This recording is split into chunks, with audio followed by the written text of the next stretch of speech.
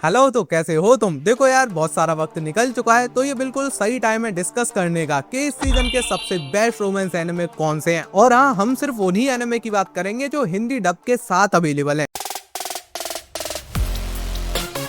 Number 5 पर एक ऐसा एनिमे है जो कि है तो एक इसेकाई रोमांस, लेकिन वो बाकियों से अलग है। अब इसे दूसरे एनिमे से अलग क्या बनाता है, तो वो है इसका प्लॉट। क्योंकि यहाँ पर जो अपना मेन हीरो है वो रीइंकार्नेट नहीं हुआ है, जो अपनी हीरोइन है वो रीइंकार्नेट हुई है। तो जो मेन हीरो है उसको वो हीरोइन बताती है कि आगे इस दुनिया में क्या होने वाला है। वो दूसरी दुनिया से आई है तो उसे पता है कि आगे क्या बुरा होने वाला है और उसे कैसे ठीक किया जा सकता है। ये कुछ उस प्रकार का एनिमे है। एनिमे का नाम है an observation log of my fiancee who calls herself a villainess, जिसकी रेटिंग है 7.36। कहानी देखने मिलती है तुम्हें एक प्रिंस की जिसकी जिंदगी बड़ी बोरिंग सी होती है, क्योंकि वो पैदा बहुत ज्यादा इंटेलिजेंस के साथ हुआ, तो उसे कोई भी चीज एक्साइटिंग नहीं लगती। जो लोग मजाक करते हैं उन पर उसे हंसी नहीं आती, क्योंकि वो उसकी सोच से काफी नीचे है। लेकिन फिर उसको ये लड़की मिल जाती है जो कि दूसरी दुनिया से आई है और उससे कह रही है वो इस दुनिया की विलेनेस है। वो उससे मिलने आई है क्योंकि वही वो लड़की थी जिसने उसकी शादी नहीं होने दी, जिसने उसके साथ बुरा किया था। तो वो इससे मिलने आई है इसकी शादी अच्छे से कराने, सब कुछ ठीक करने। एनिमेशन या कैरेक्टर डिजाइन उतने बढ़िया नहीं है, लेकिन स्टोरी भी तुम्हें बोर नहीं करती, तो इसको तुम देख तो सकते हो, बट मेरे लिए ये नंबर 5 पर आता है। नंबर 4 पर एक फैंटेसी रोमांस है, नाम है the warrior princess and the barbaric king. अब इसमें तुम्हें दो राज्यों की कहानी देखने मिलती है, ईस्ट और वेस्ट। अब जो ईस्ट के लोग होते हैं उनकी जिंदगी बहुत ही कठिन होती है, उन पे खाने को नहीं होता है, पीने को नहीं होता है, तो वो लोग वेस्ट की तरफ हमला कर देते हैं, जिससे वो लोग भी उनकी रिसोर्सेज से अच्छी जिंदगी जी पाए। लेकिन वेस्ट में होता है एक राजा जो कि उनकी राजकुमारी को किडनैप कर लेता है, वो भी किस लिए? शादी करने के लिए। तो यहाँ पर तुम्हें एक वैसा वाला रोमांस देखने मिलेगा जहाँ लड़का लड़की को समझा समझा के परेशान है कि वो अच्छा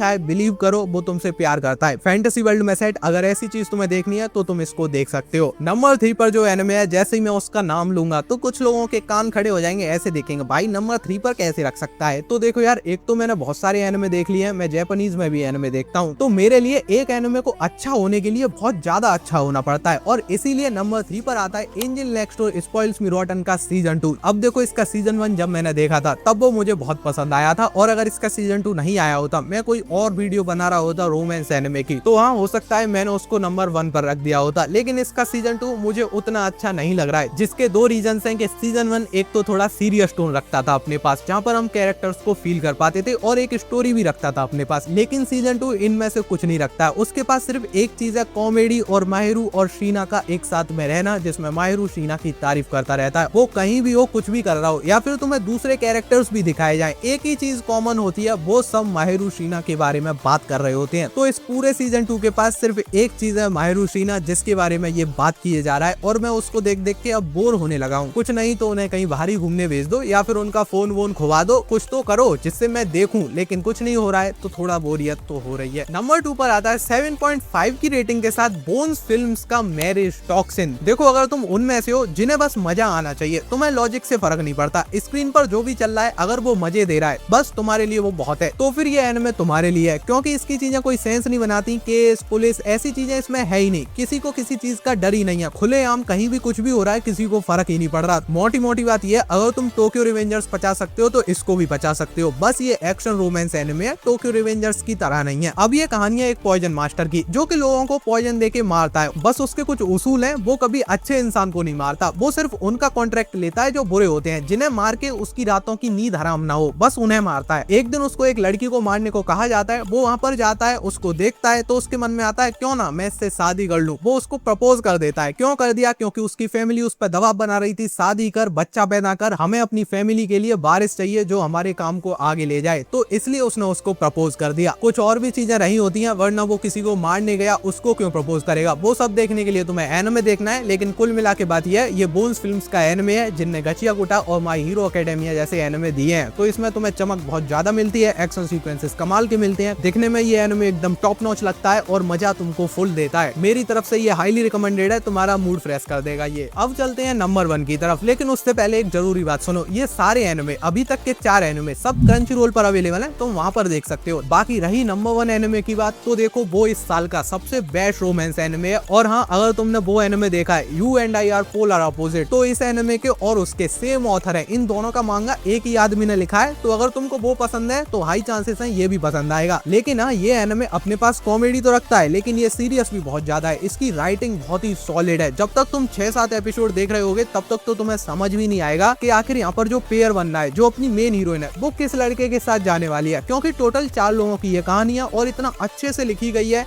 कि भाई मजा आ जाता है। एनिमे का नाम है रैम्पार्ट्स ऑफ आइस और इसको तुम नेटफ्लिक्स पर देख सकते हो। इसमें तुम्हें क्यूट मूवमेंट्स मिल जाएंगे, रोमांस मिल जाएगा, कॉमेडी मिल जाएगी और एक बहुत ही सॉलिड स्टोरी मिल जाएगी। अब अगर ये वीडियो तुम्हें पसंद आया तो लाइक कर दो, शेयर कर दो, चैनल को सब्सक्राइब कर लो, हाइप जरूर से कर देना और कमेंट भी कर दो। कमेंट आता है तो भाई बहुत अच्छा लगता है। बाकी अपना ख्याल रखो, हम जल्दी मिलेंगे। Tata, bye bye.